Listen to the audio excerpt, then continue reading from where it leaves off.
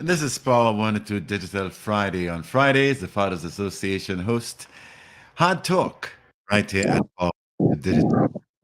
Good afternoon, Rondell. How are you? Hey, good afternoon, Mark. How you doing? I'm okay. I'm okay. Taking it easy. Yeah, man. So you see, we're on the way heading in. A couple of the guys will be on soon. They're on the way as well. As we always tell Trinidad and Tobago, hey, we do what we have to do to make sure this happens every single Friday. That is why we always encourage you guys to get involved, be a part, call in, ask your questions. This is the time that we actually utilizing to do our outreach now. Because I mean, as you see, many a times last time, Mark, they saw Wendell in our bonnet. You see me driving that way. Shervon is on his way. He'll be on soon as well.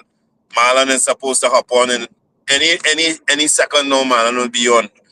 But apart from that, Trinidad and Tobago, we thank God for taking us through this entire week here. As Mark alluded to, so many things happened this week, Mark, that we couldn't even pinpoint which one we wanted to speak about. And that's why we decided that, hey, we need to just have a discussion on current affairs that took place this week. We had the budget. We wanted to comment on that and at some level. Then we had that suicide yesterday. I know even you shared it with me as well, of the 15-year-old boy in the Princess Tongue area. Then we Yes. had the abuse of those children by their mother, who stamped those children in the head and sent the video to the father. Then we had the issue with the Children Authority, where a grandfather has come forward and I mean he's calling on the Children Authority now to justify to him why the place they would have had the child housed, his grandchild, actually is the place the child end up being abused. So Yes. I see Marlon is on there as well. Good Yeah. afternoon, Marlon. How you doing? Yeah, good afternoon, good afternoon. I joined you live from Cuba, but I'm in here because I'm in a live game in the school here. So I'm in the field here. So when I say I Uh, feel everything. So I'm watching as I football know, and telling them, I join in live. nice man, nice. Thanks for being here, my Marlon. So these are some of the issues or some of the current affairs I think that we wanted to discuss. I mean, maybe we could just start it off with a little bit on the budget. Um, and our personal views, the three of us, and hear what we say. To me, I won't say that I am very much surprised as others were surprised. I didn't really see any big major shifts. So a lot of you guys may know too, I am in the automotive industry. Even we in the automotive industry, normally when our budget is coming around, we often up in arms because we always believe, well, hey, they're coming to done us as the foreign newsmen. Even this time on this occasion, I thought to myself, I said, the year before our budget, before my election, I'm not sure they would shake ruffle the feathers too much. As expected, I know there was going to be a lot of talk about these things that going to happen for crime per se. I know they made mention of that. I did see the minister make some mention of I don't know if he's using that as a. He didn't really say that, or I didn't pick up on him saying that he's using it as an anti-crime fighting device. I saw that he made some. He incentivized some things when it came to sport. I also saw that he spoke a bit about education and these things as well. So for me, generally, I can't say anything particularly stood out to me. I also saw the increase of minimum wage for public service, not for private.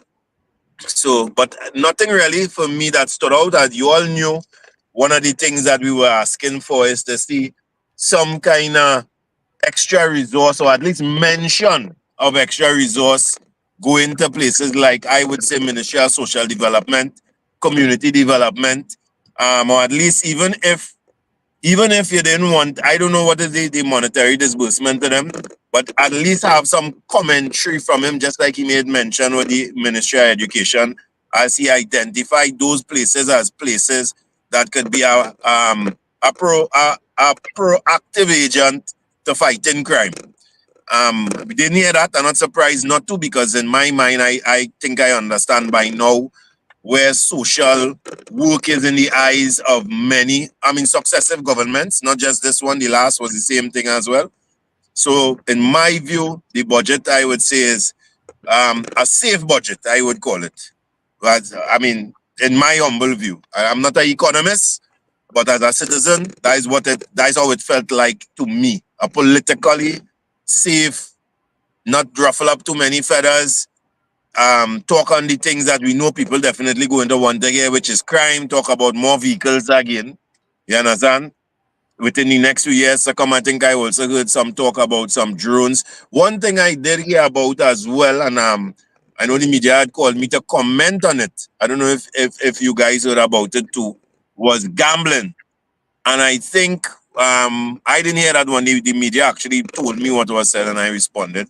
I think what they said is that there's the taxation, and part of the taxation is going to be utilized for the rehabilitation of gamblers. So, so I, I kind of said to myself, you're sending them to gamble and then you're going to rehabilitate them. So, I mean, it's like the cigarette pack, right? Yeah, yeah. I mean, the cigarette, they're selling you the cigarette, but on the pack saying the Ministry of Health advises, and they put the man dying on the pack. So, as I on it, my response to them was that I would like to see now people would have their different vices. This that I mean, I may not partake in, so I don't want to knock it. But I would say opposed to taking the money to just rehabilitate. Sorry, to just rehabilitate those who are already impacted by it negatively. I'm not saying that's a bad idea either. I would, in other words, use some of that money, Mark and Marlon, to possibly even assist the campaign or the move of the Ministry of Social Development or the Ministry of Community Development if they are to embark on programs like financial literacy programs, any kind of program that will deter you from wanting to gamble in the first place. I see Shervon just came on as well. So you guys could give your take in the interim. I'm not too far away from home as well. I will come on in a little bit. So I'm on listening. Take it away, guys. Good evening. Yeah, good evening, bro. Good All Afternoon, right. go ahead. So Trinidad and based Tobago. on based sorry, go ahead, Shervon. Go ahead. I was just saying. Right. Based on what Wendell now mentioned there, right? And I think I like to take perspective from the man on the ground. Now, I'll deal with the gambling thing at first. Remember the society or the economy getting harder. And to some people, the gambling is a gamble per se. Now, why we might think it's a habit, some people actually live day to day off of this. You know what I mean? Because I can tell you personally that, I mean, I used to knock the gamblers and up to a point. And I played more than chicken at $20, I even $100. And I was like, wow, $100 from a $20, if I was massive. And I talking from the actual experience of a gambler or somebody who may play these games and them, right? And then I want to tax the gamblers and them, right? So you gotta understand where the small man coming from when it comes to the gambling community. I don't think it's a habit per se.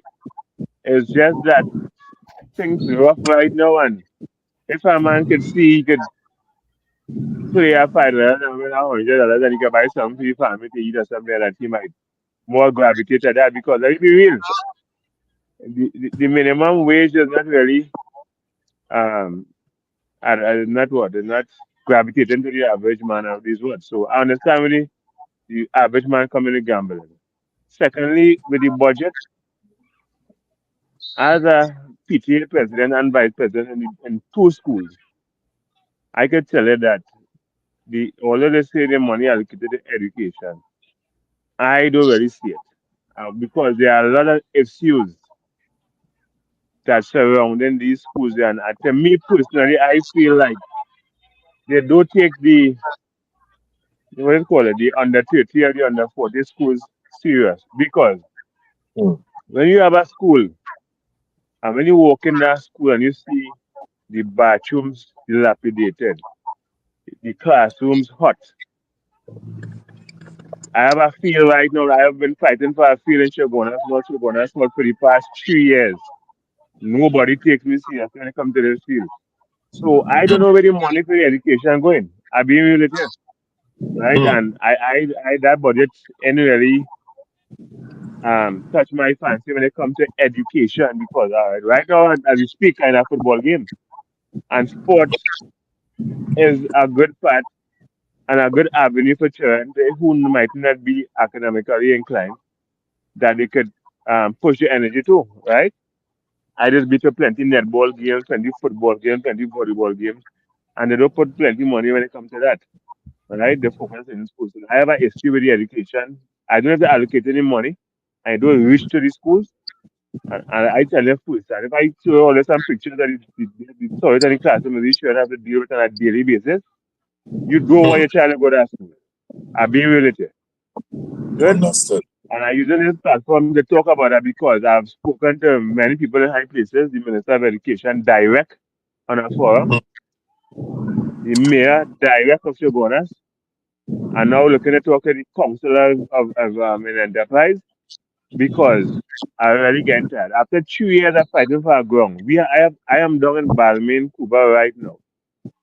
Shogunas don't have a whole field where they can facilitate football as well, right? And the ground has been dormant, not using for the past 3 years that I have been PTA president in these schools, right? And I have a big problem with that. Big problem with that. Thirdly, Understood. from the ah, Go ahead, Marlon. right. Thirdly, every year the budget is heard. We hear nothing about single fathers and men and these different things. The last time I would have heard something about the single fathers or men in general was could have been about 3 or 4 years ago where they mentioned that they're going to have a shelter for men. Up to now, Mm. that has not materialized at all. Mm. So I know you might delve into suicide just now, but if we have men cannot cope with society and cannot cope with issues, no shelter, obviously they're going to kill themselves Mm. because not everybody can handle the problems in life and society, right? So that budget to me was a total way because I am yet to see my school. So everybody knows, yeah, there's a game going on here, right? I'm yet to see this every school that I've been to. Most of them, the toilets in a mess, the classroom in a mess, fee is not good, right? And so I don't know where the money for education going. That just might take on the budget presentation with the minister. That's my three issues there: the gambling thing, the education, and men issues. They don't take that serious.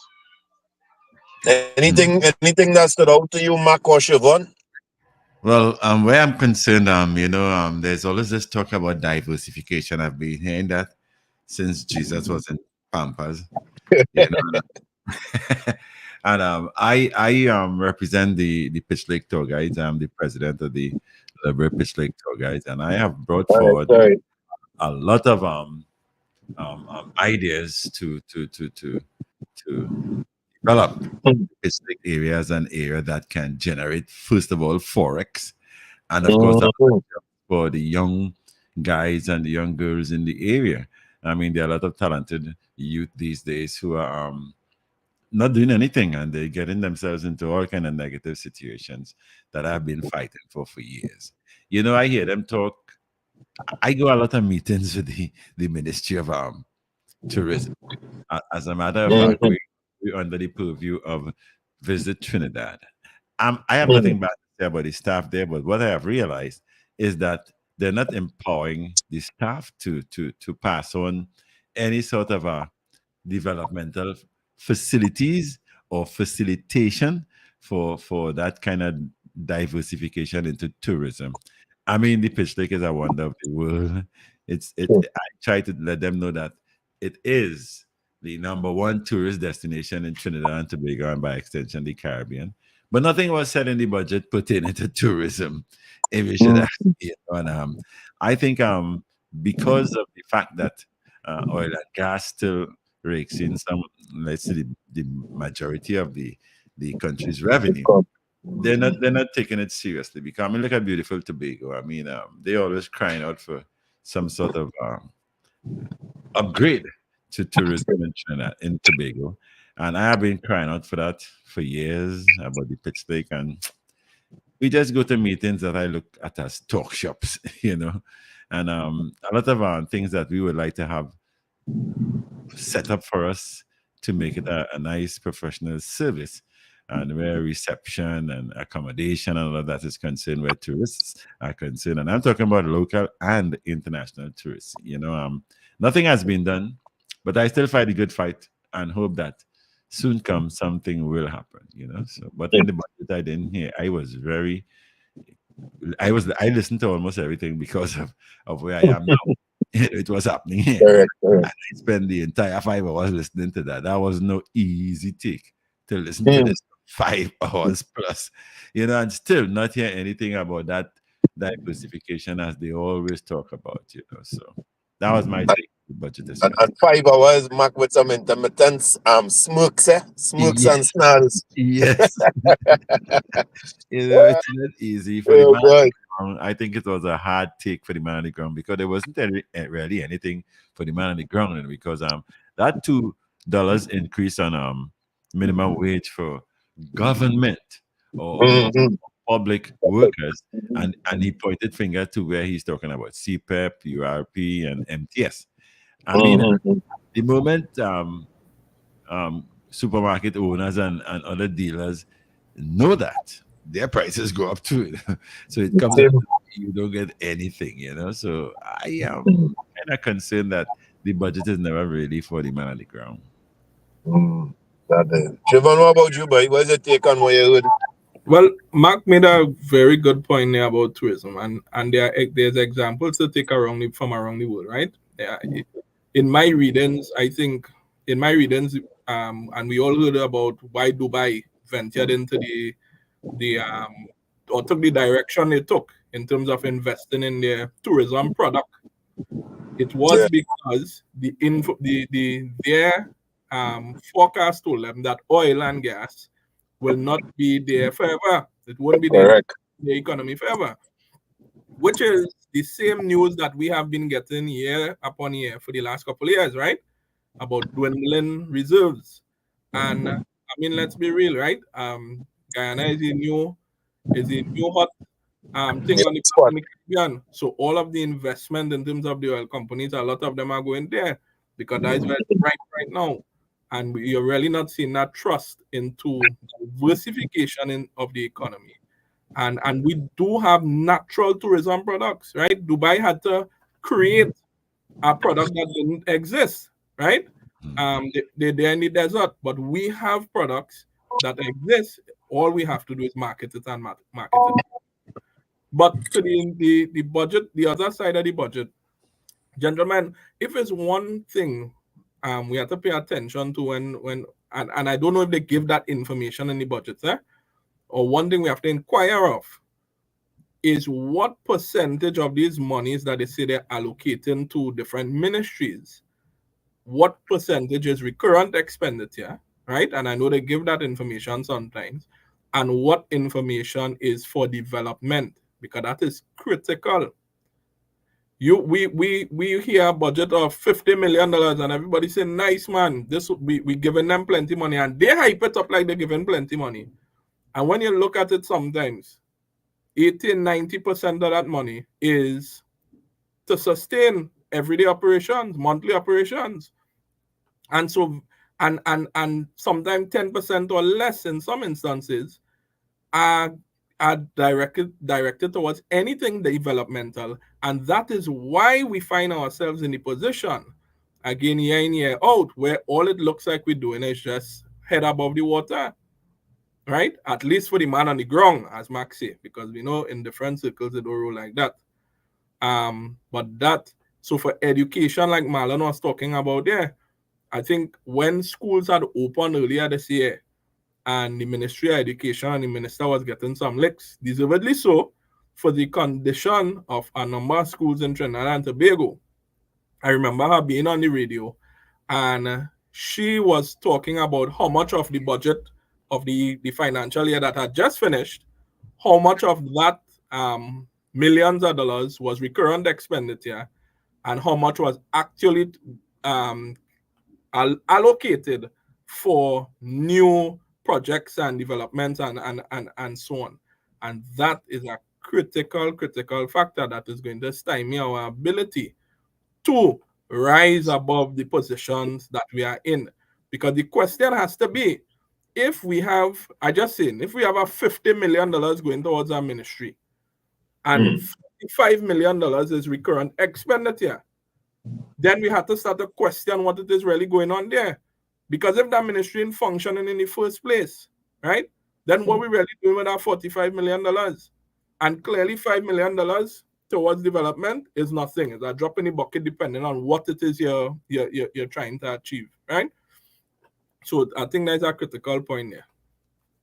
Correct. I mean, all very, very critical points that was made. And I mean, sometimes I say, boy, I wonder if they really touch the ground to find out. But I know that the media will come out and the media will come and do the little random interview with people they select in certain places to give us the take on the budget, the man on the ground, so to speak. But I often wonder why. I mean, it's just an idea. I mean, you're a government, you put out a budget. You understand? It may cost you go out with well, you should have been doing that before the budget, as a matter of fact. A roving caravan to get a sense of the people and the feel of the ground, possibly pre-budget and post-budget. If you understand where I'm coming from. Because sometimes you hear a lot of these sentiments that we raising in a either if it's pre-budget, give you better ideas to execute, and after even post-budget. For you to now say, maybe we miss the bucket and we need to go back and look at something before rolling out something that's not going to best impact the society. So, I mean, it's not a norm to say that any political party has ever done it. But I mean, it wouldn't hurt to see these things being done as well. What I wanted to talk on a little bit as we was driving. The driving company, and I like how Marlon gave another perspective as well when it came to the gambling per se. Because it's true, some people may view certain things that might be the view on the common man on the ground. Watch my eye walking, I might be able to play $20 in our playway and win a 500 or something. I don't know how much it has be. You understand? But he could lose it too. And then if they won $20 he may have none. So that's why the suggestion, I think, and that's something we have been talking about. I just use that as an avenue to see if they would even explore it. When they were talking about taking the taxes to help rehabilitating gamblers, to try to use it to also facilitate programs in the community where people will be trained with financial literacy and financial management skill. Because we have to be real. Part of the issues as well that we have is that we've never been taught some of those, life skills, financial management, and we know we get work, and when the only reason we was aspiring to get a job in the first place is to get money so we could spend it, not really money so that we could either save or we could either invest or we could either develop ourselves or at least manage ourselves financially responsible. And we could use that point to pitch over to another thing. I received news from the Ian Allen network. Even Mark had messaged me as well of the 15-year-old who would have committed suicide. And what we did today is I decided, brothers, I know you all might have seen it too, the stats that we had on suicide, to just simply share it. Because I know people would have heard or see it time and time again in videos here, videos there, crime meetings here. If it was in domestic violence campaigns, we talk about it here multiple times. And it was amazing to see the response of people after they saw it and they saw the breakdown in figures pertaining to suicide. And when they could actually itemize, well, let's have a better description, which areas were the highest. They saw it in central, they saw it in the southern areas as well. So people it possibly hit home to them because now they're looking at their area to actually see, hey, how high is suicide in my area? And if it's high in my area, how do I impact it? I can't tell you the number of messages I would have received from a number of people, from the what we might call the higher tiers and the man on the ground. And it was, I mean, even police as well. And this statistic was police stats. This is not Single Fathers Association stats. Even they as well were amazed when they took a closer look at it. And one of the things most people asked us, or asked me rather today, is what are the reasonings? And generally, as I say, we could use that whole financial discussion to jump into this. Generally, we know we have general reports, Shervon, where we may have seen general studies in other nations, where also we may have experiential knowledge of some of the reasons where we have interacted with persons who committed suicide eventually. And we could, in some sense, say we know finances for sure, many a time is connected to it. We know for sure definitely separation and all the things that come with separation, the divorce, the estrangement from your children, the losing your property that comes with divorce, the financial issues that comes with divorce as well when you're battling financial provisions in a court case. Then also terminal illness is another thing that we realize a lot of men who have terminal illnesses, cancer, or they're in the stage 4 length of cancer, they decide just to take their life. I remember a police officer did that a year or 2 years ago. Instead of going through the pain, he saw that a logical way of ending his pain. And the fact that that question came up for the reasoning so much, and I could still have given some of these persons what I thought. We still, I believe, even though we had the standalone statistic, gentlemen, need to demand the relevant research is done.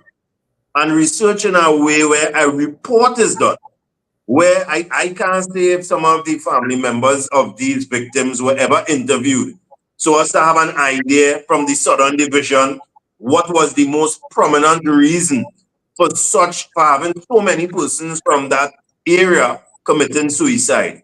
Is it a financial thing? Is it a culture thing down in that area, the neck of the woods? Is it some common issue that the men in there are suffering from that caused them in that area, or their number in that area, not sometimes 1 month, but more than, not 1 month, sorry, 1 year, but successive years to be coming in at the higher numbers that's actually causing them.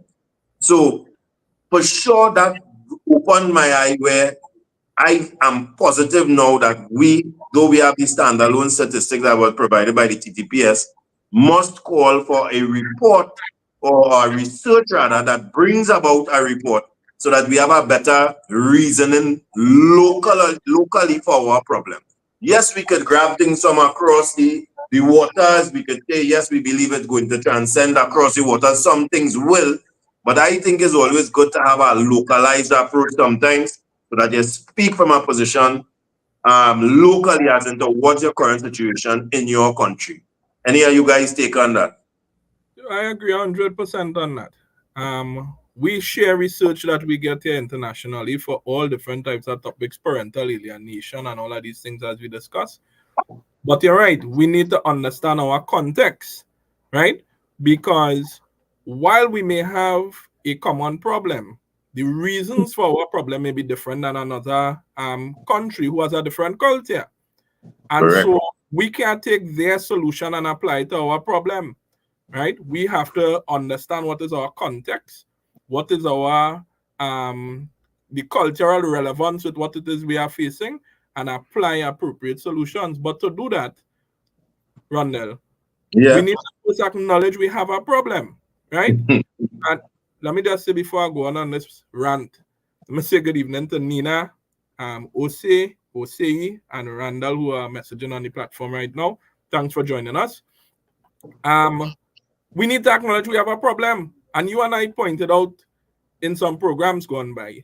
I keep, every time this comes up, I get confused and I get upset because I cannot understand why the Minister of Social Development and Family Services, in her speech last year in launching a DV hotline, why would she leave out completely the fact that men are the greater at risk gender when it comes to suicides?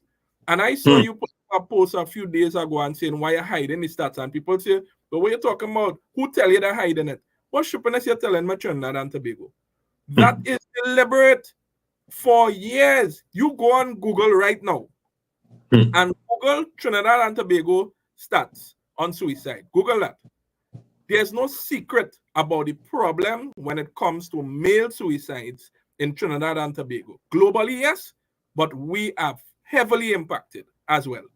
There's no secret in that regard. So how you could tell me you come to give a speech about suicides and you leave out the fact that the greatest at-risk group inside of there are men? You and I and Wendell went to a domestic violence forum. When was that? Last week. Right? It is a known fact on the stats on the surface that women are the greatest impacted. Wasn't that said repeatedly throughout that forum? Consistently. Right? What isn't that said consistently in every forum or media that is discussed?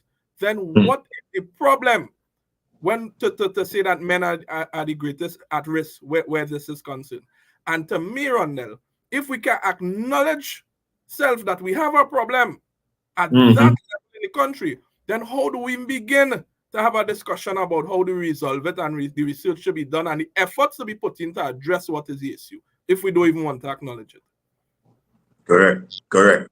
And strangely enough, that acknowledgement has to be supported by women. And it's funny that you're talking about that, because that conference ran through my mind and the Men's Bureau and a lot of other conferences.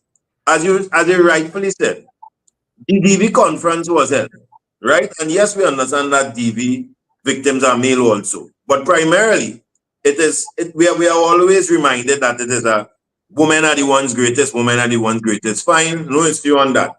But what I want you to realize, Shervon, they were glad to have leading males there.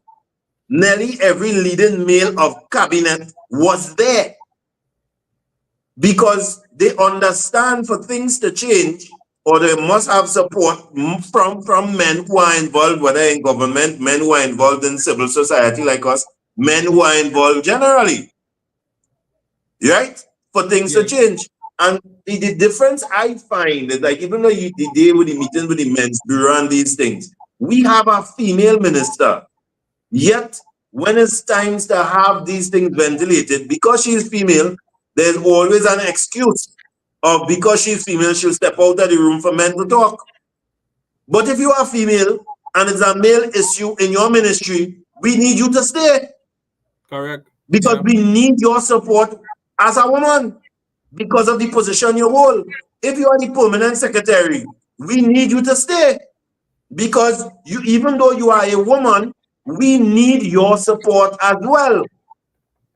And I think it is missed many a time.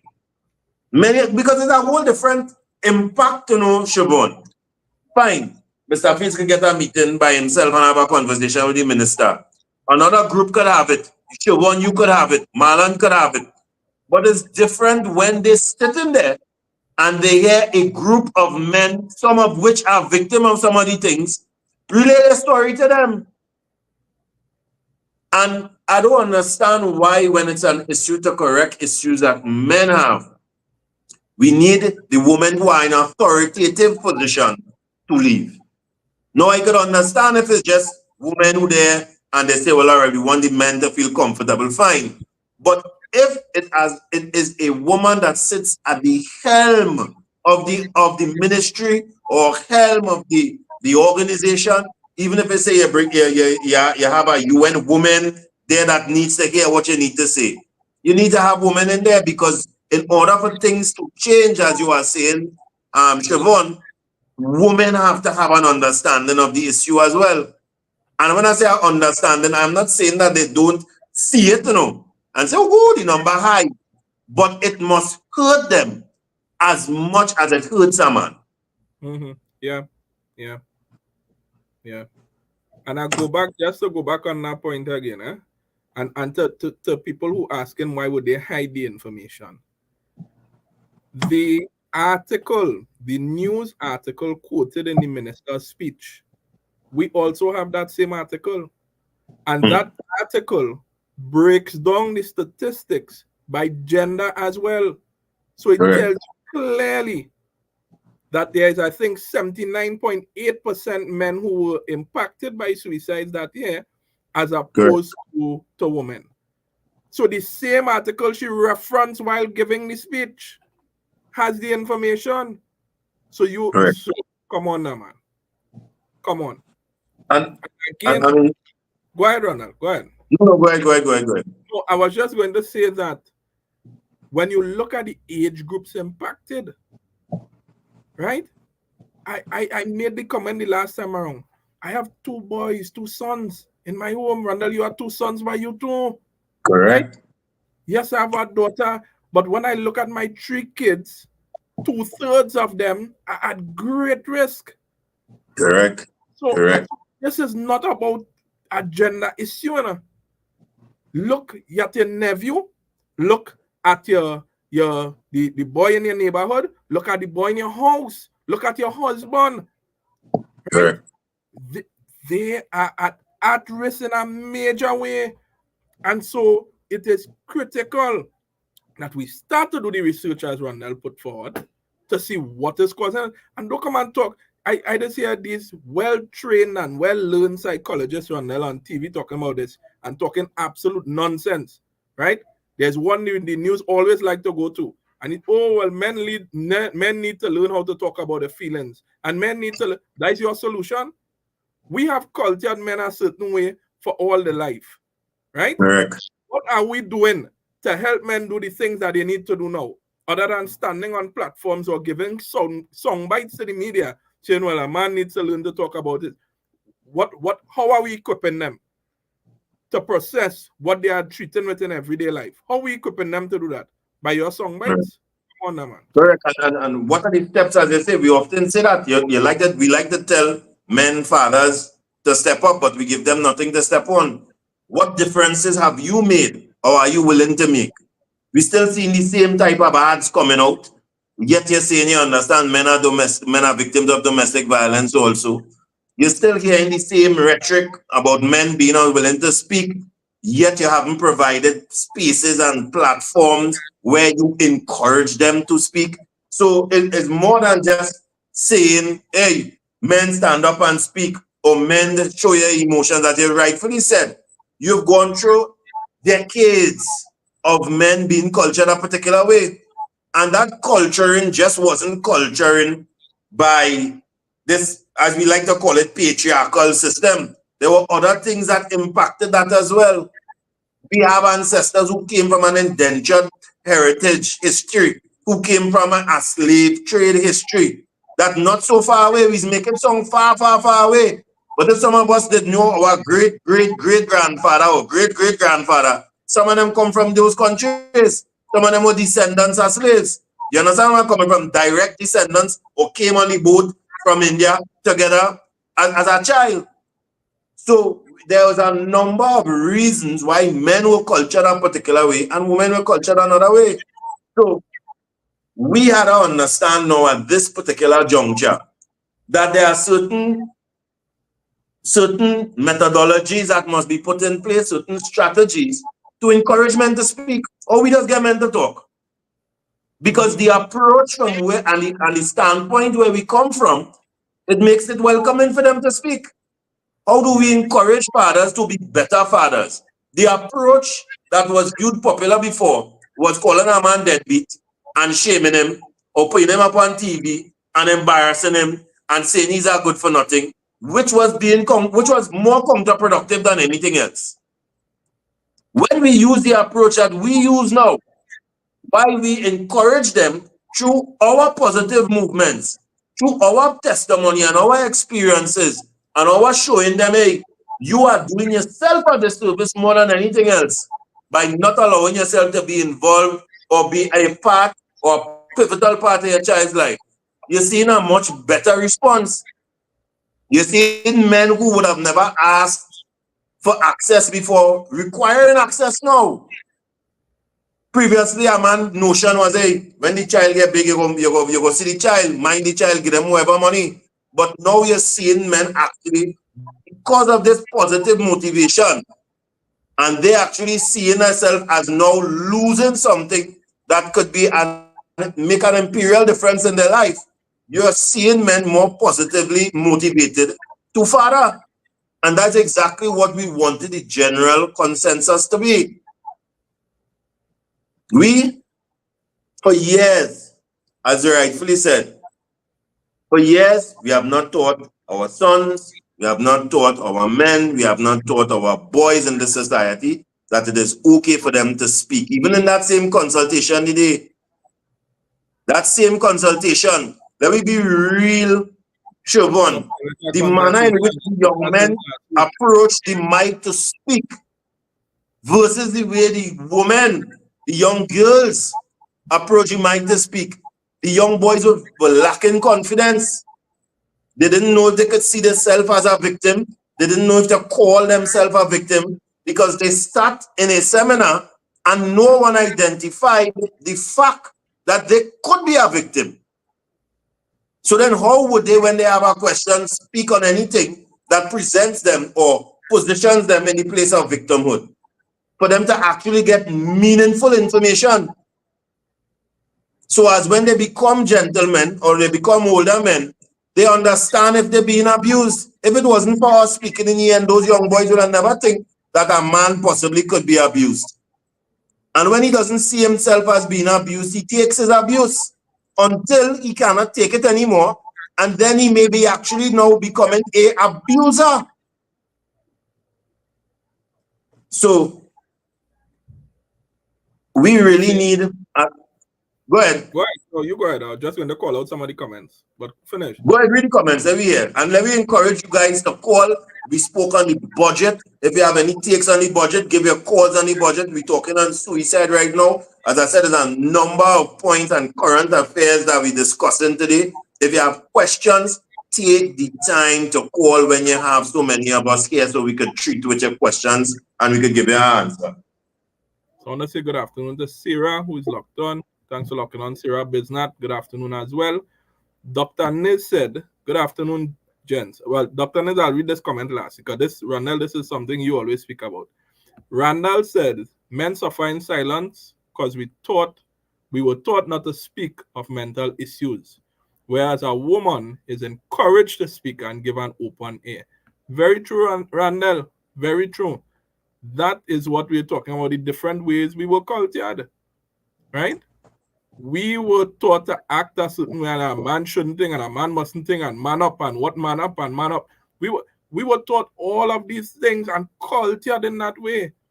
But somehow, the powers that believe the key to unlock that pattern of behavior is just to stand on a platform and say, men need to learn how to do things differently.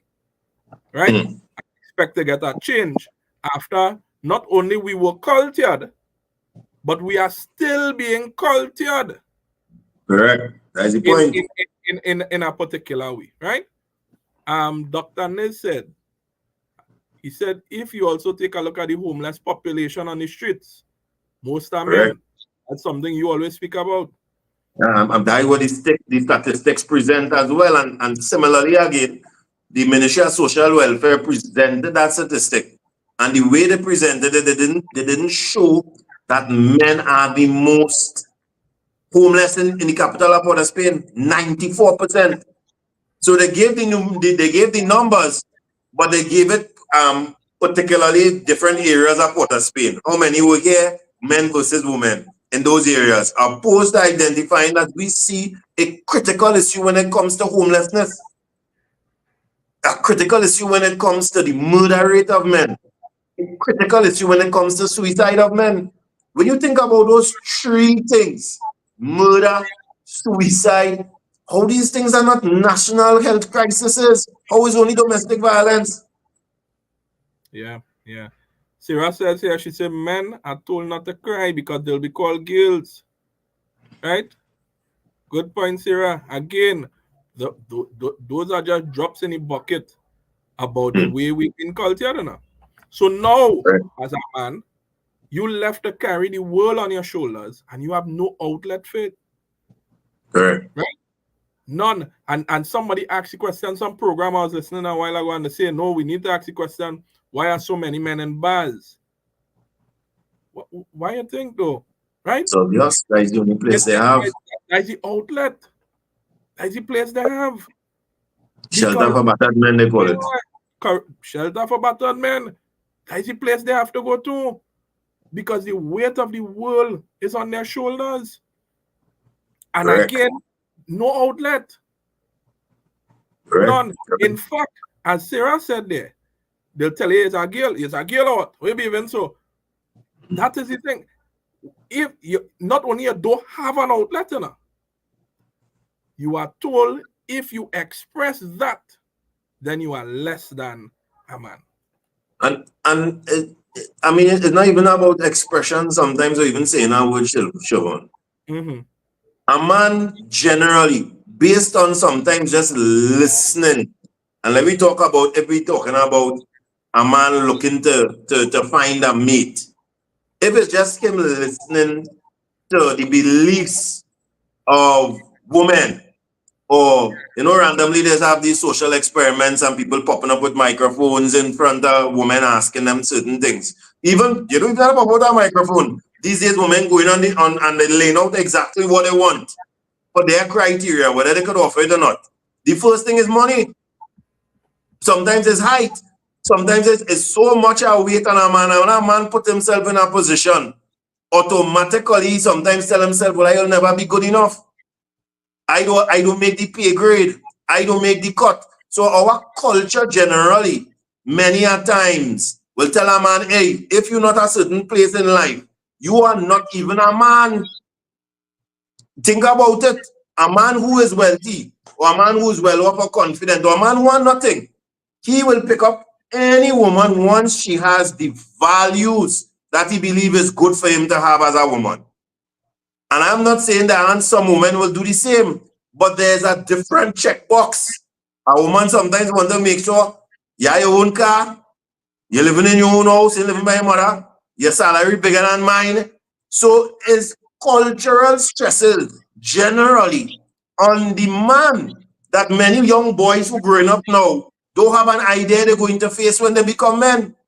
They may think, hey, it might just be natural. I meet a girl, she might like me because I'm good and well spirited, I'm going to church or whatever. But we gotta be real. There are some social expectations that are placed on men that are not placed on anybody else in our society. All these things sometimes, I mean, if you're not good for yourself and confident to yourself, will have a negative impact on men. So a man who sometimes loses his job feel like the end of the world one time. I often remember what Ansan Mohammed said. Same Ansan Mohammed who died recently, lost his job as a truck driver. He was earning a good income. He was able to bring home things for his daughter and wife on a routine occasion. And the first thing, and that's why I asked him, I said, how do you feel now as you're now disabled, you now have a catheter, you're now living on 12%, you're now more or less unemployed. The first thing that came out of his mind is that I feel worthless. Because for him to be a man, socially and culturally, he had to have those things. You must be healthy, you must be strong, you must have an income, and you must be able to buy something when your wife or your daughter asks for it. So that when you lose these things, can you see how that can impact and drive a man into a position of him feeling like he's worthless?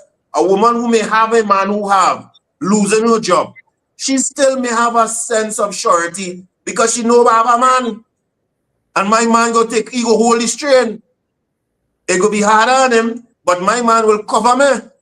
But the man who do that, he to himself tells himself, I am no covering for anybody. So I'm not good for myself, far less for anybody else. You know, You understand where I'm coming from? uh, uh, this morning I wake up and I watching a TikTok video, right? And the woman was saying, she said advising ladies that if a man had to carry out, can't carry out for no burger and fries. You had to carry to some exotic restaurant. I get a wine and dine here and all kind of thing, right? And I say to myself, what kind of nonsense these women be posting on the social media? Because I be with it there. I remember when I was young, I don't understand at the point in time. My uncle tell me it's better a woman leave her with money in her pocket than she leave her with no money in her pocket. Focus on building yourself, right?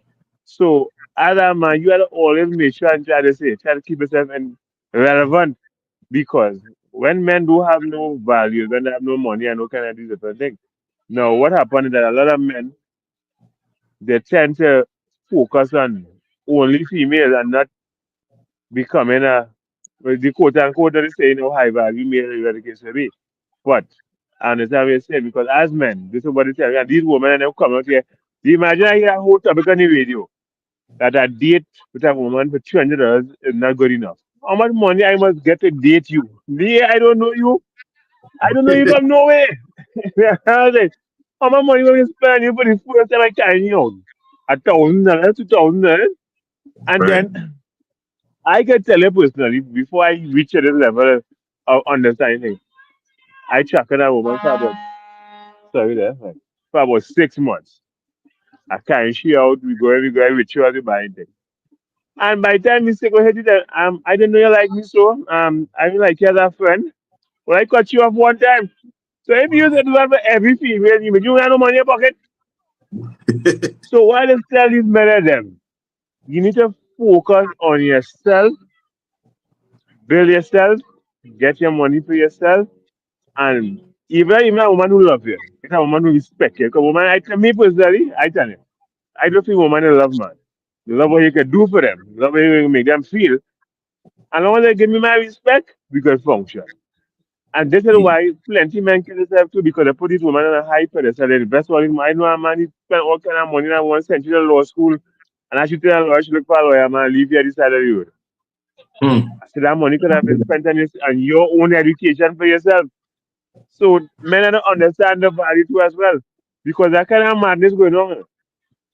I tell you, Hmm. I be with it here.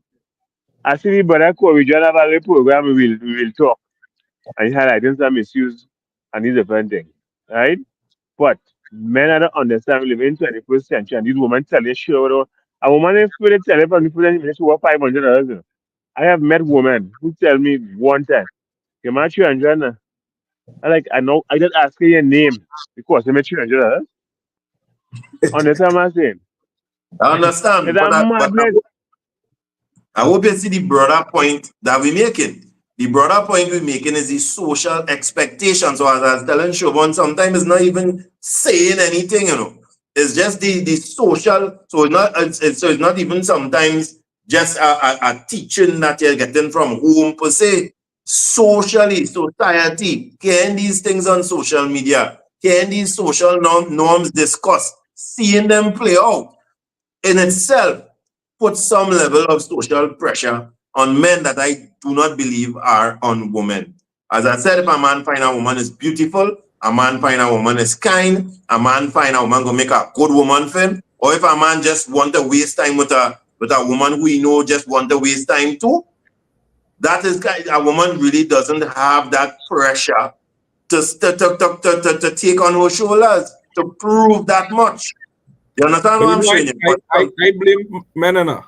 I'm putting some blame on men where this topic is concerned. Because Right. I'm telling you, if if I am speaking to engaging you to carry you out, take you on a date, and that is your response about how much money I have and how much money I could spend. You have to say, thank God there's a warning flag and run. You don't have to say, well, boy, I need to Right. get more money to get a woman like that. No, that's the kind of woman you have to run from. You understand? Correct. Let me be the best advocate, Shervon. You had to remember, plenty men were raised by women who believe that, you know. Some of the women who talking, teach their son that, get the woman what she want. You understand? So I'm not saying they don't have a percentage of men who understand or who must went through it and learn from experience, or a percentage of men who had mothers who taught us better. But there's a percentage of men who were taught when my mother was something, she had a gay. You understand? Or she what they possibly were told, can she get the woman anything she asked for? You understand? And we're not saying that a man shouldn't give anything to his woman. We're not knocking women. What we No, it's definitely vice should. versa. Yeah. Exactly. The Yeah. social pressures. You understand? The social pressure that No, but some men I put laugh, themselves under. because I remember as a youth man coming out. Now get my first job. And I now get my first job, no middle skill. And I decide I want to buy something nice for her for Valentine's or whatever it is, I think. And I remember my mother saying to me, she say, you better be smart, eh? Don't go and take all that money there and spend on no money now, right? And she also asked me the evening when I came back, what did she buy for you? Right? She asked me that too. She said, what she buy for you? You went down there gift for her. What she get for you? Valentine's. I thank God for my mother, you know. Right? She said Valentine's is not no woman day. What did she get for you? Right? So she was on the ball, right? And that is the kind of things we have to teach men. Because now I see the kind of nonsense going on out there. And you're right, some men being taught that, some boys being taught that. Right? That it must be this, it must be that. No, I should be able to take you to go and drink a coconut water around the savannah. And we happy. And we happy. You Correct. understand? That is the thing. It's not measured by how much we spend and how much you have and how much you do have and them kind of thing. Nah. But I see any time running away with us brothers. So Mark, I want us to touch, guys, on two particular issues that took place this week. I think let's touch with the Children Authority issue. Mark, you have the recording there that you could play, or do we have to talk about it? Let me see if I can pull it up here for you to play. Yes. See if you could pull up the one with the Children Authority. There was an issue, I see highlighted by CNC3 and Guardian with a grandfather that was speaking about a situation where his daughter, the mother of the child is his daughter, and they would have removed the child. You have it there, Mark? Yes, I have it here. All right, let me play it and hear what he says, and we'll talk about it after.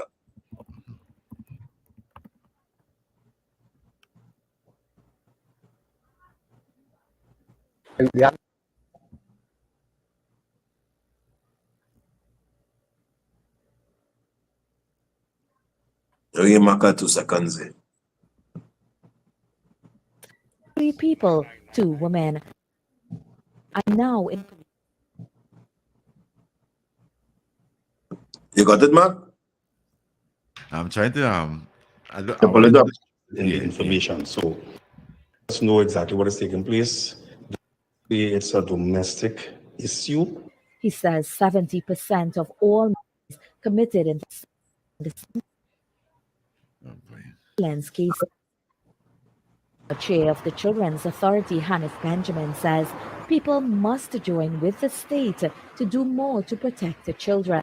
When we have situation with children left, right, and center, when we have issues of children, mental health, and all these other issues with children, it is saying to me that we are far from properly realizing child protection in a real sense. CNC3 News reached out to the Children's Authority for it, but officials said they will issue a statement later. Radically Silva. So let me see if I can go back to the top. Yeah, see if I get the top where the grandfather was speaking. So generally, Oh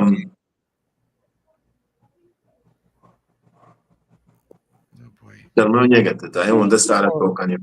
Yeah. Okay. Go ahead in the meantime. Let me see if I could find the top of it. All right, good. So generally, is as I said, a grandfather who was speaking on behalf of his daughter. I imagine.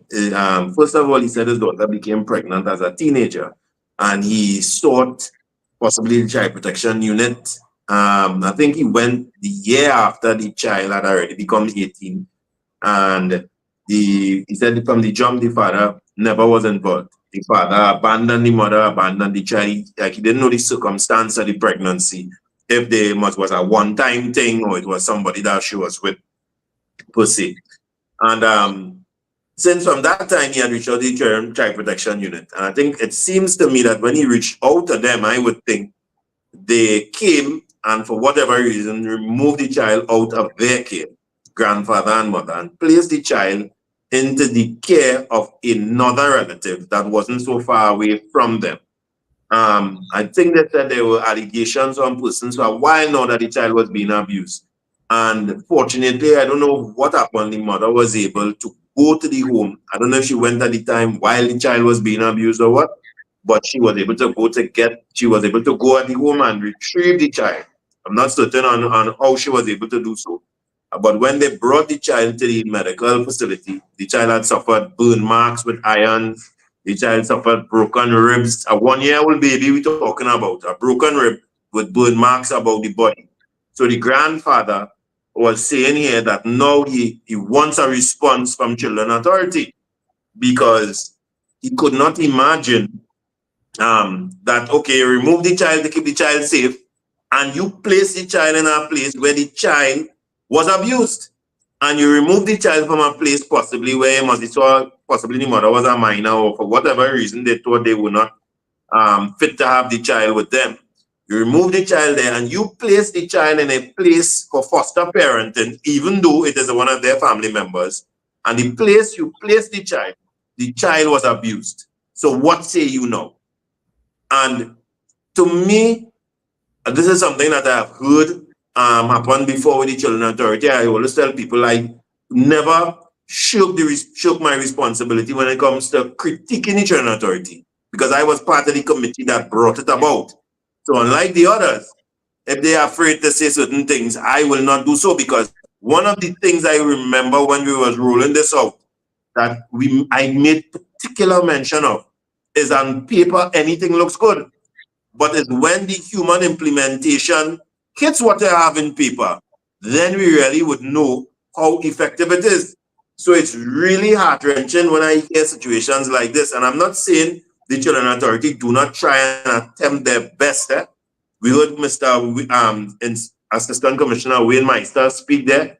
I think what he said, he was saying and encouraging people to continue reporting domestic abuse, because I think actually it was the police together with the mother that retrieved the child from the home, where they found the child was suffering from bruises and burns and things about the body as well.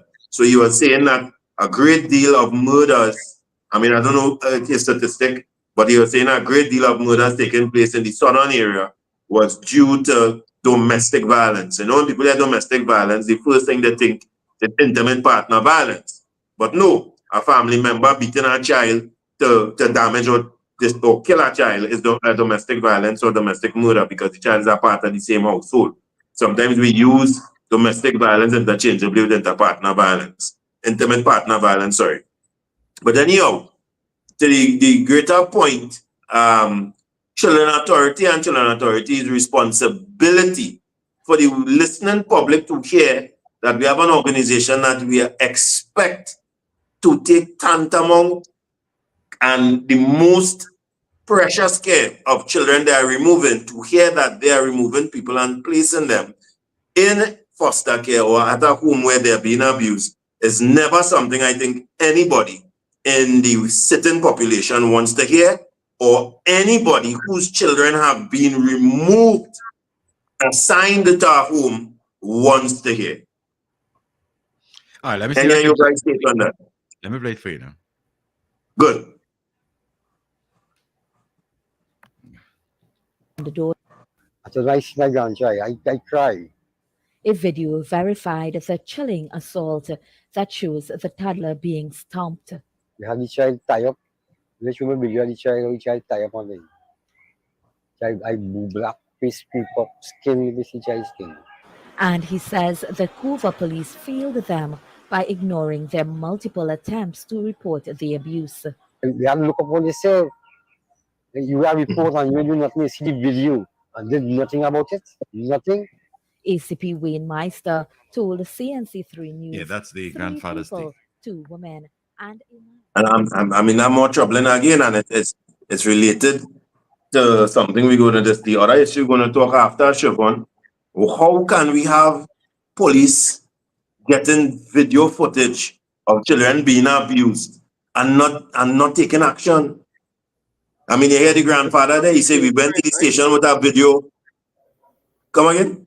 No, I say, and this is not the first time. We reported Correct. an incident a couple years ago of similar nature, and to date, no charges have been filed in that case. Right? So it's not the first time. But you know, I want to reference back to the domestic violence, and we're not calling it consultation, Rondell. The domestic Right. violence talk that we were invited to Yeah. last week to talk The to us. hearing. Right? The hearing. Yeah. You remember we were saying after that one of the things we give Miss Samantha Isaac's mother, deceased Samantha Isaac's mother, credit for, which is Todd Lampkin, is Yeah. holding the state and the court accountable for their Correct. actions or inactions, right? Correct. And one, I must say, that is a testament to our judiciary, because this is a judge who found that the judiciary was also negligent in his ruling, Correct. right? Correct. In their handling of the case. Now, I am thinking something like this you see this case right now, this needs to take a similar path, right? True. Where the police again, because in that Lampkin ruling, the police was found to be negligent in their handling of that case. So Correct. this is the police again, and now the children's authority, right? To me, their feet need to be held to the fire, and they need to be held to account, because it seems to me that the AG said it in the forum last week, that the reason for putting together this forum, it came out of that judgment.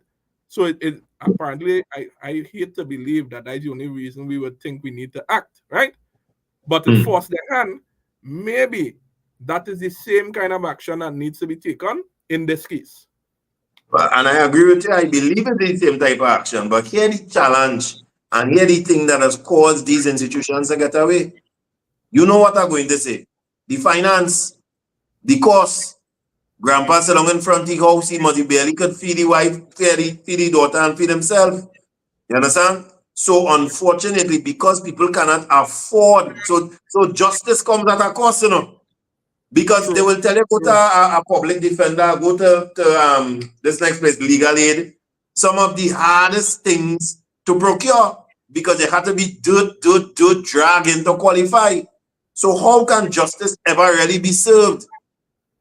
And this is part of the issues. This lack of justice in our justice system does also push people towards suicide, push people towards murder, push people towards acting out of their normal character.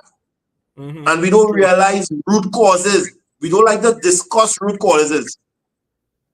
We believe that discussing root causes is making excuses.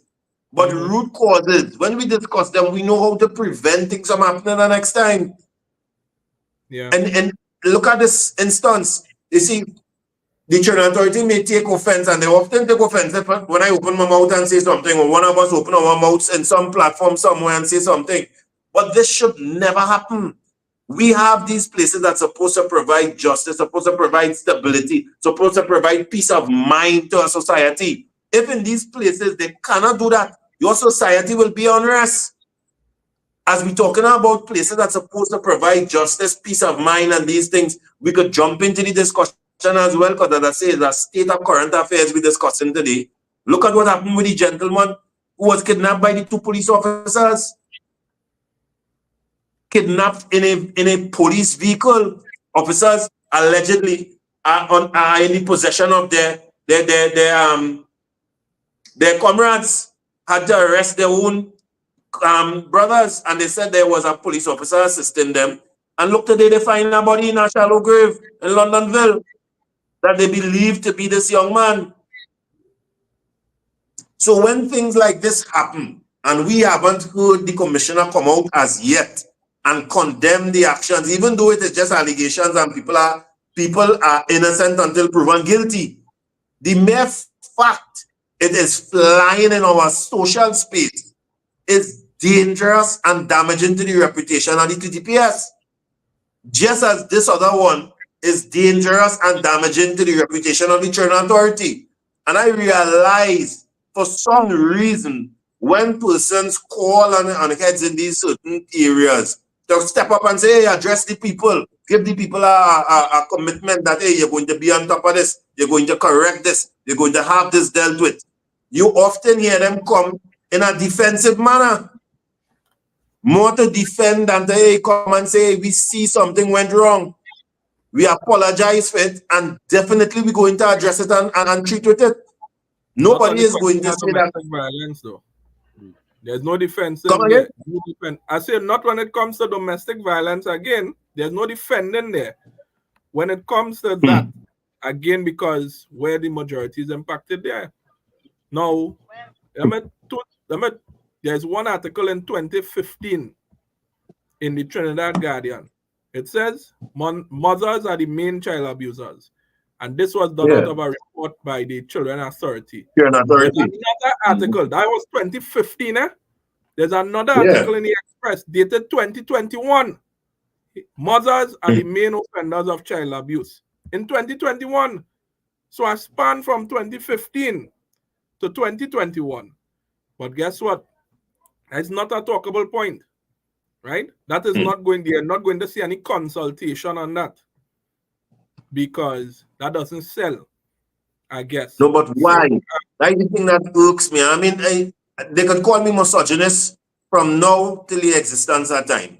But we have to have the hard discussions.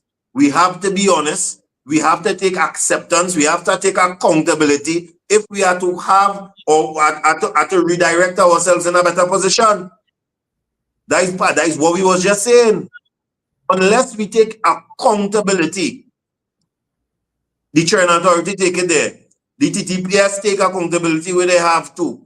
Unless with women take accountability where they have to, men take accountability where they have to, we are not going to end up in a better place. And to be quite honest, sometimes it feels like the only people that are tasked with taking accountability is a father or a man to step up. Correct. Only public calls that we hear. Yep. And we are not saying that they are not calls that are important where they need to be said.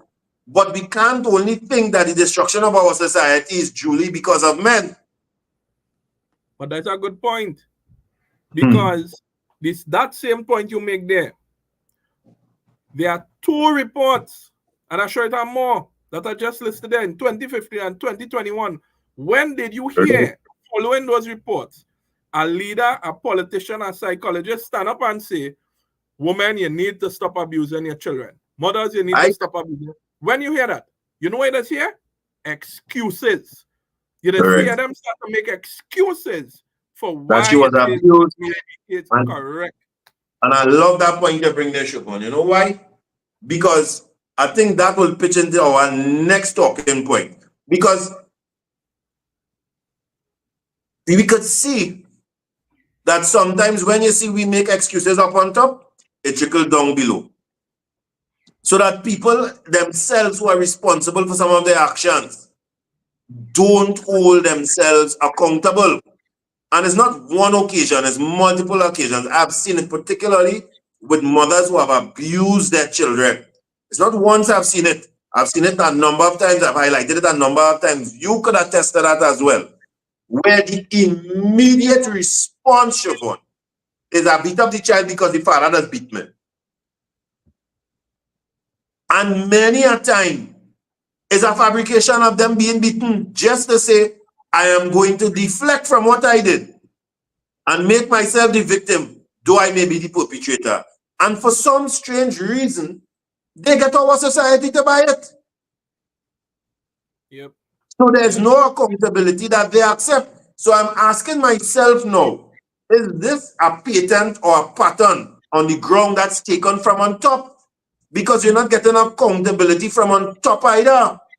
We're not getting people to come out and say, hey, we have a crime problem and we're in a bad place.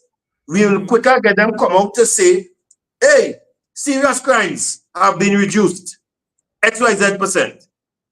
None of we in the determination for serious crimes. I don't know if it is policy directive or if they're using it based on some legislative work as how they collate serious crime versus normal crime.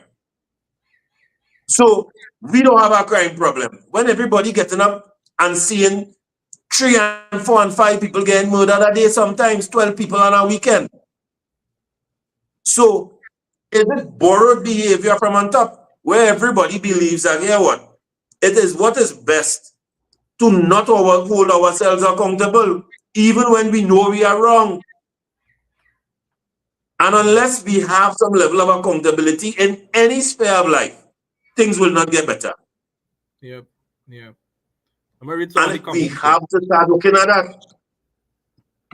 So with that particular gentleman, I am hoping that the Children Authority comes out first of all with an apology. You must apologize to that mother. You must apologize to that grandmother. That grandfather, sorry. And if there's a grandmother in the mix as well.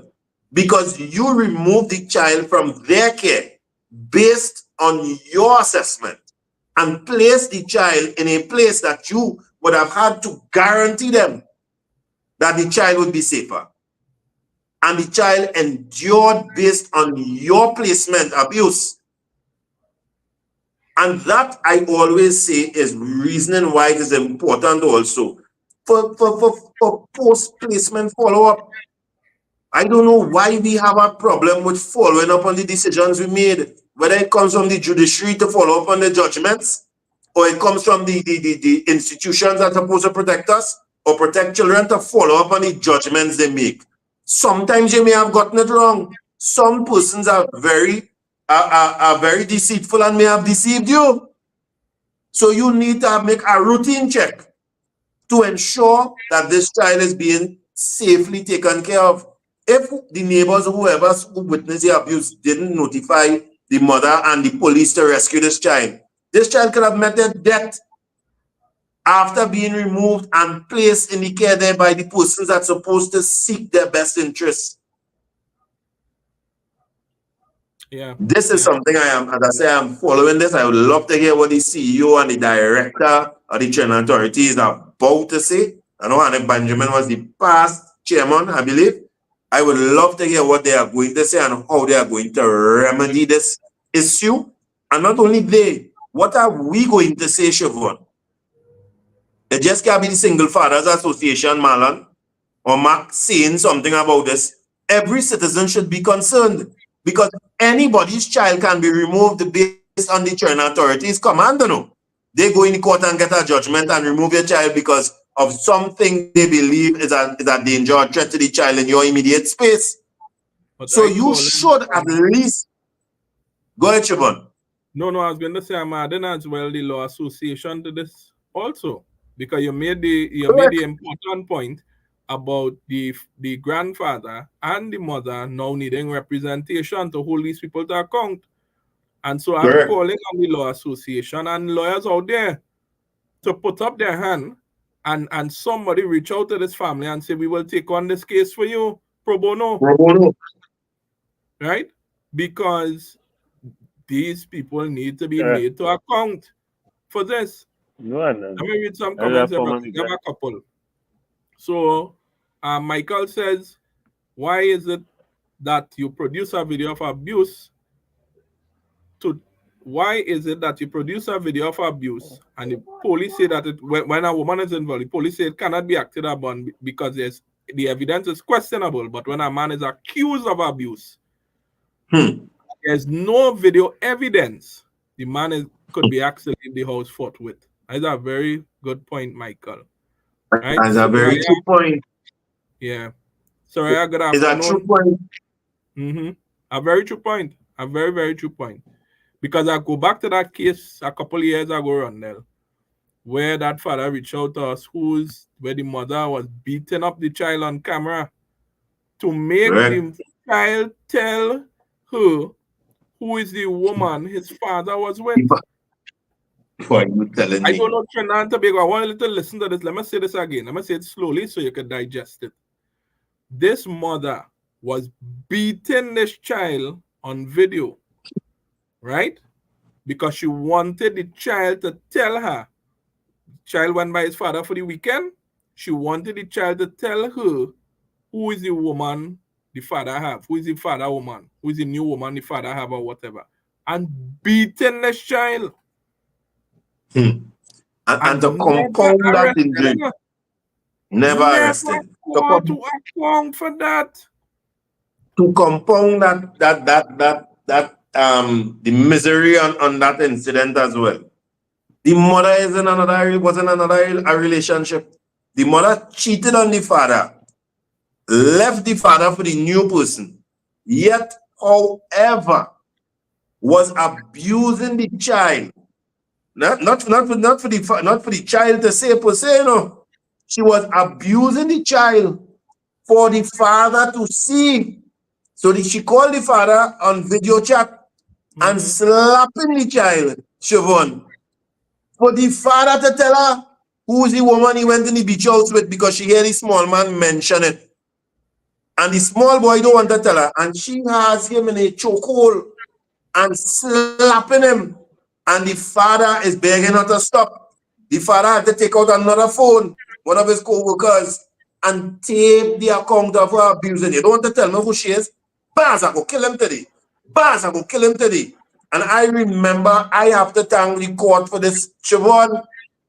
When we presented that, because we presented it to the Child Protection Unit, the head of the department at that point in time, and we were told that boy, we're doing the investigation, we're going to take action, we're going to this, that, and I'm going to have to reach out to you, you understand? And I said, boy, here at the end of the day, we have to bring this matter before a court, and we did so together. We brought it before the court because we had to hear, and we had to get a judge to make some immediate order because this woman was a threat to the child life. And if it wasn't for that court, family court stepping in and removing the care from the mother and giving it to the father, that woman could have killed that child before they had a chance to do any investigation. So imagine if the court saw this video and decided based on the video that it was in the best interest to remove the child for the child's safety.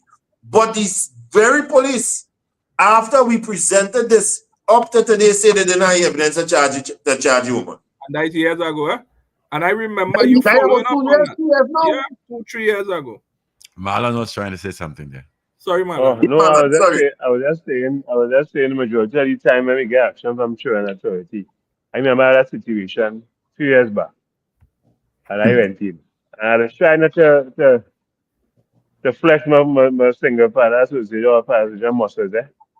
And I go in no man. And they wasn't taking me on.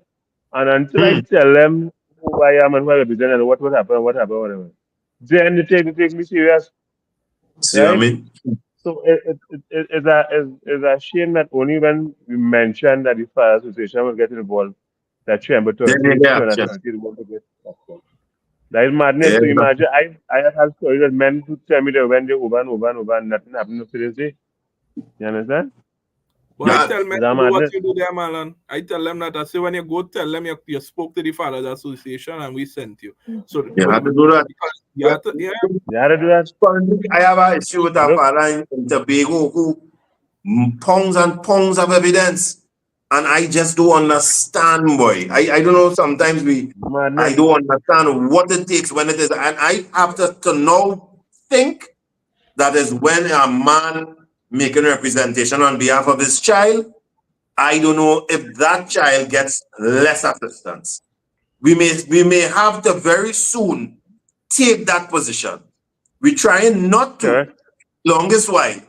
But apparently, unless, as they rightfully say, some mention of the Fathers Association or the single father, if a man makes, I don't know if you guys remember from last year, the father who came to us, his daughter was being buggered by the stepfather. They had evidence of that. She made a report to the social worker in school. And they didn't even want to place the child with the father. They placed the child in a home close to the same man accused of buggering the child. And we had to get involved for them to respect the man's position of father to place the child with him. Shervon, I don't know if you remember also last year, the father of the twin girls as well. The mother died. A man come out of nowhere and say he was the mother man and the Chinese he owned. And they didn't want to place the child with the father. So I am wondering now if that is the position that we need to take. I want us to go in to the final discussion, which is the woman who stomped on her children and sent the video to the father. It was highlighted. I didn't see any media network beside Ian Allen release that. The only person that covered that story, even though the video was viral, of a mother taking her feet and stomping her children. This is a different scenario to the last people who was abusing that baby child. These are two children. And the mother stomped on top of those children, recorded it, and sent it to the father. Mark, you have the video of that to play? The audio of that? Yeah, let me see if I can get it up for you now. Let me Play take it it after. again while I'm talking I about it. want to get my food. I want to show you something Go also. ahead. And it's a normal thing that the children being abused. Now I'm here at the home of the two children. I have the mother. How old are you? 26 years. 26 years of age. Now, are you denying that that is not you in that video? No. It is you in that video. Yeah. Right, kicking the two children.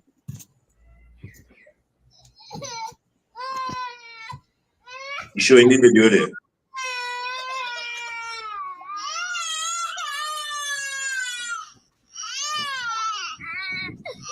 Stamping on them because we heard this song. Sorry, Another meeting here by the phone there. all the children had tilting and whatnot. But let me ask you something. What drove you to do that? Huh? Mr. Allen, I was with my children's father for 3 years, right? Although he's saying that he crippled and things, he not crippled to certain things. He have full strength. He was very abusive to me, Mr. Allen. Very abusive. Right? You said how old are you? 26 years. How many children you have? I have 4 children. 4? Yeah. Okay. Right? And within the 3 years, I keep giving him chances upon chances because I came and I have his son in 2021. We didn't have so much problems, but after I had my son for him, that was when he hit me my first lash. Right? During the years, last year I come and I make my last child for him. Right? During the years, it was a back and forth kind of thing because of the abuse. Right? My mom is my witness. And the neighbors around here, everybody know when I come here and when I going back because they see his car coming for me. What day you kick up the two children? That was Monday. Monday gone, yeah. Yeah. What drove you to do it? Let me get back to that. All right. So for my birthday. And they send him the video. Yeah. For my birthday, after I came back from by my friends and them, in the night, approximately about minutes to 12 in the night, right?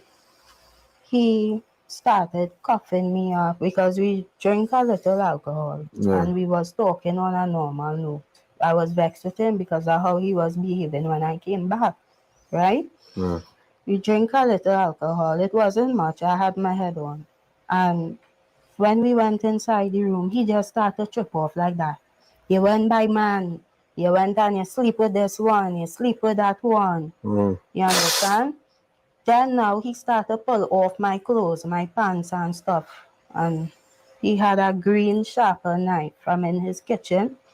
And I don't know if you can still see the scar here. Right? He hold it to my neck and to the back here and he was coughing, man. He pushed me down. Okay, understand. Right? And but the kicking part, okay, I understand all that, but you came back home.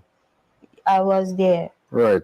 But the kicking incident didn't happen there. No, it happened. It happened here in this bedroom there. Yeah. Right, this bedroom behind me right there. Yeah. Right. Right. So wait, all what you went through in the house there, did you go make a report? Yes, I did. Which day you went and do that? I didn't go this year. I didn't get a chance to. With all this event that happened that this week on your Monday. I went today and I make a report. That is only today after the video surfaced and we talk about it. That was only today. Yeah. But the date, that was only today. So you didn't make a report since. You only make a report. What time you made a report today? 6:15. They told me to come back for the receipt 6:15 after you saw what we put up on there? No, I didn't see it as yet. And when did you pick up the 2 children? Monday. So Friday morning. Why didn't go Saturday, Sunday? If all what you're telling me, you know, I'm not doubting you, but all what you went through with him and he put knife and all kind of thing and tried to make you do things. Why did you not go Saturday, Sunday, Monday, Tuesday, Wednesday, and why only Thursday? Why only Wednesday? Because I don't have any money, Mr. Allen, and but you have to pay. But you have to pay in the police station, and they pass in Santa Flora police station every day. No, I don't really go out there. So which police station you went to? Santa Flora. Oh, Santa Flora is right there, but yeah. We will have to travel out from here to reach up there. Okay. Right? I was asking my mom for passage. Yeah. And she doesn't see about the children. But why when you were coming down, why didn't stop at the police station when you leave by him? Because when I was coming down, Mr. Allen, I really didn't have passage money. That's Friday. Yeah, I was Saturday you leave this house or Sunday you leave this house? Saturday. I didn't leave the house. Yeah, Saturday you lock up in the house on Sunday. Did you come out of the house Saturday and Sunday? I was in the yard. Yeah, but the station is right there. The station is like how much minutes away from here? About 20 minutes. Yeah. So today is the only day I got chance to go on. You got the chance. Yeah, and I get the passage. And you got the passage to go and make the report. Yeah. How many videos are circulated on groups and things? Like so I got the video. And then you went to the police station. He started get on about the phone and I'm going to lock this. That's it. All right. So Shervon, you heard the account there. What took place, Mark?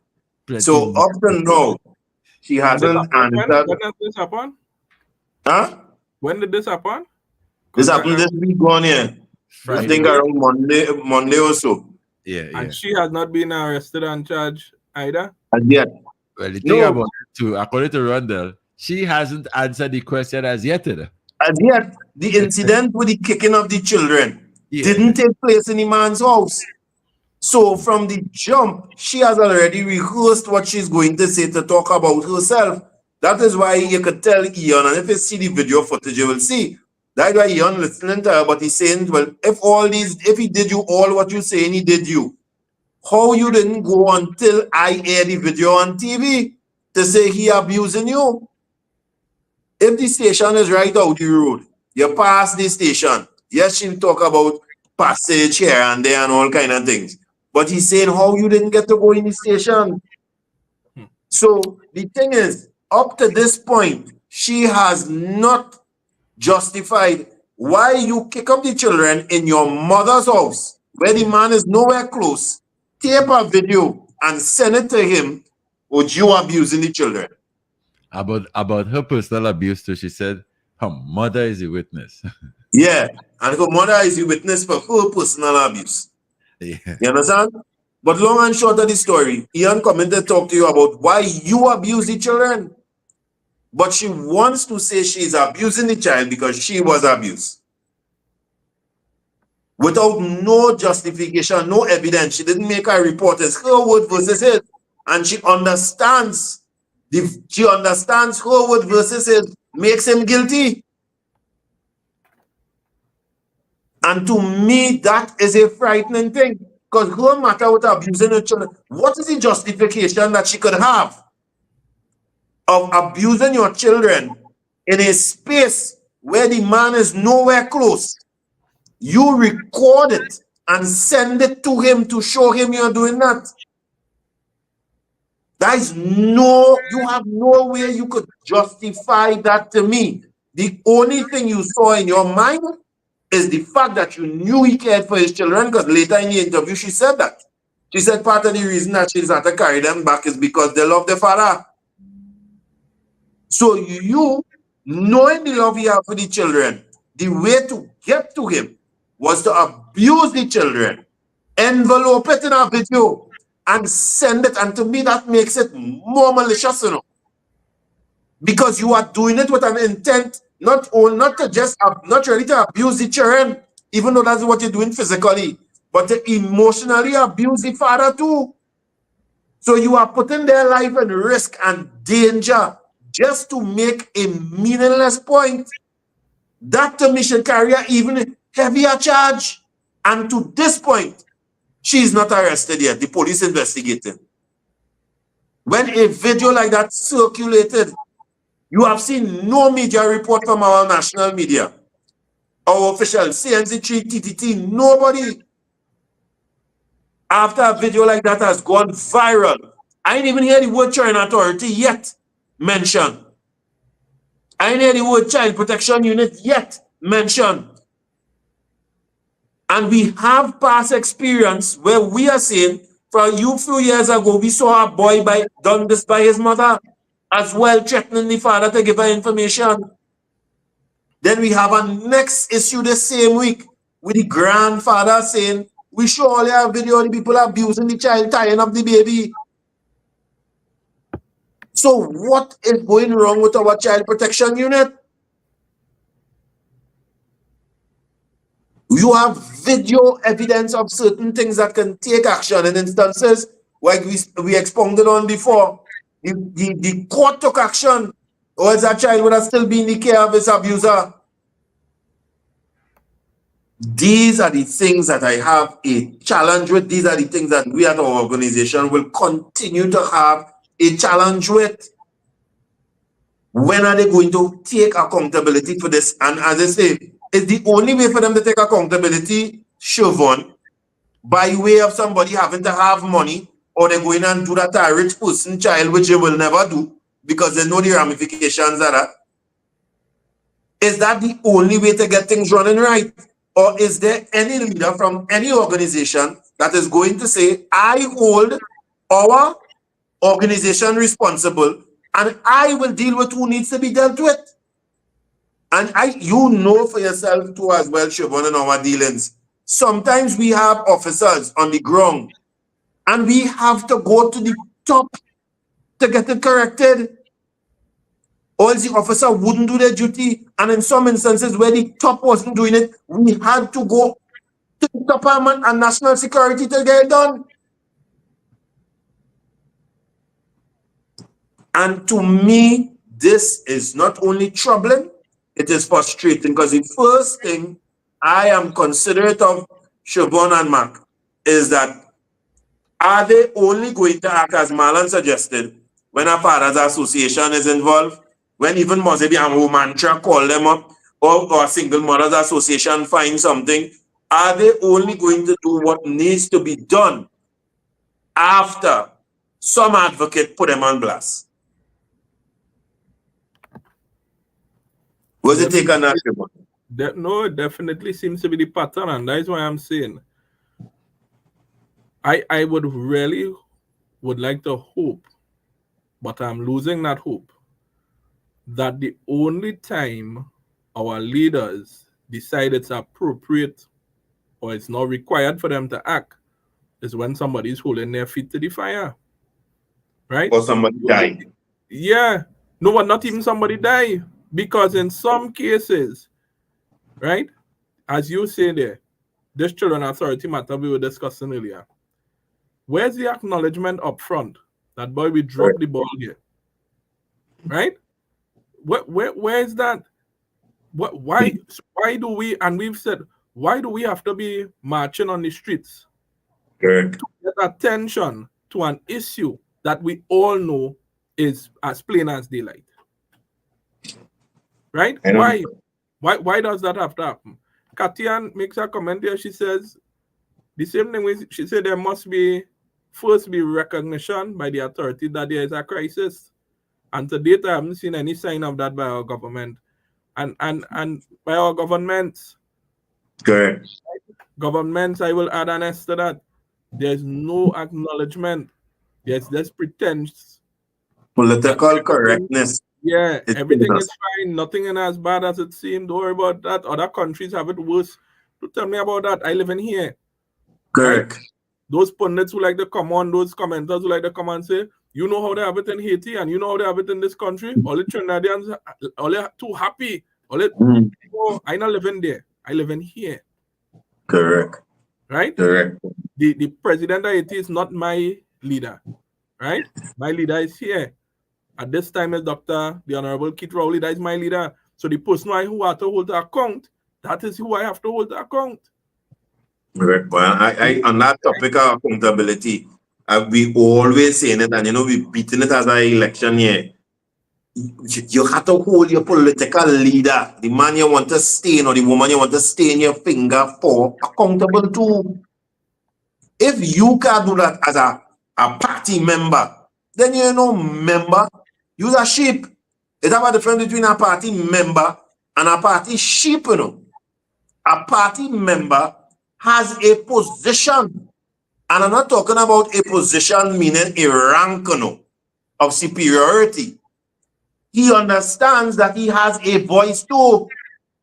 He understands that he can change his political commitment at any time. So he understands and sees himself as a party member. But a party sheep is when they tell you, hey, Amas and go in front of here, and you run and you go and you don't even know what you're talking about. Or they tell you, hey, go and vote here, bring out some fellas to vote here, and you run and vote, but you don't have a clue what they're going to do to impact your life, your social experience in your everyday life. That's a party sheep. You've never voted a day in your life yet. And that is the challenge I have. You must be ready and willing. People will have their views why they vote for what I imagine. Some will be nonsensical. Some will be based pure on nothing else but racist means. But definitely, those of us who are thinking must be able to say, hey, if you are my political leader and I, for some reason, I like the policies you're bringing, I like what you're doing here, what you're planning for 20, 30 years or whatever, and I supporting you, you have the right to ask questions and even make demands, or at least put forward suggestions. I cannot understand. I mean, we're talking from political aspect here, but even as a citizen, people would say, boy, Mr. Fields or Shervon or Wendell, you all this, you all. But these all your right to citizens of Trinidad and Tobago to be upset and to say something just like we saying it. This is not we work. None of us work in this. You understand? This is not our job. At the end of the day, as citizens, we know it is our responsibility. There's a difference between a job and a responsibility. You can lose your job any day, but your responsibility, no matter where you are employed, remains intact. Correct. This is your responsibility. So if you have a CPU, it's not for them fellas in the Fathers Association to fix. This CPU is to serve you. This gender-based violence unit is to serve you. This CTPS is to serve you. This Children Authority is to serve you. It is financed and funded by your taxpayers' dollars. So you must demand the best out of it. You know, if it was coming out of your pocket alone or out of your pay, you would have cared. And it is coming out of your pay, as a matter of fact, many people, to fund these things. But you just don't see it. But these things are supposed to benefit you. You are supposed to see yourself as them holding themselves accountable to you. So your voice is as valuable as anybody else's. Yeah. And I mean, in my closing, because I see we don't reach 6 already, and I told you all there's a lot of current affairs, I would hope citizens of Trinidad and Tobago adopt that mindset. That at the end of the day, this is my own too. These organizations and institutions are part of my society so that I can utilize them so that they can best serve our society. And you must demand that in your own way. Write a letter to the editor if writing is a skill. Post a video. If it get 100 views, who cares? And somebody might get it and it might go to 1 million views. Write a post on your Facebook. Write something meaningful. Contribute when they ask to go to consultations. Go out to them when they are meaningful consultations. Do those things. You have to let your voices be heard as citizens. These things aren't for just a few. It's for everybody to be served by. So I just want to admonish citizens of Trinidad and Tobago going forward and moving closer to that election. Yeah, I'm not gazing you up to vote for who or not to vote for who. I gazing you up to think, to put everything else aside. Every nuance in your mind and every bias in your mind that has been there from however long, putting that aside and for once letting your life be a blank page as you're going forward to make these decisions for the benefit not only for you, but benefit for children after you. I heard an astronomer do a video just a week ago talking about this. Now my work, I shouldn't be talking about crime. And I get where he come from. He's doing it because he realized it's his responsibility as a citizen. But in his mind, his job is to show children stars. My job is to bring cars to sell, to be a businessman. Your job is in your aspect of life as well, Shervon. But we understand that as citizens also, we have a responsibility. Time check. Just want to say thanks as always, David. Very informative, very, very, very animated, and I think a lot needs to be said. And the people who are at the Children's Authority and all these children units are supposed to be held accountable for what is happening to some of these children. True. Close up now, Shervon, quickly before my. Well, last week at the DB consultation, the Child Protection Unit were there, senior persons. And they said you are going to see a difference. There are 2 cases here this week that we pointed out, where I hope before we come back on air the next time around, that we see that difference. David and Power 102, Trinidad and Tobago, thank you all very much for tuning in this evening. Thank you all for the platform, David and team. Have a good evening. Blessed weekend. Stay safe, everyone. Thank you, everyone. Have a good evening. Have a good weekend. Thank you, Rondell. Thank you, Shervon. And of course, Marlon, who was with us a while ago. That's it for today's edition of Hard Talk with the Fathers Association.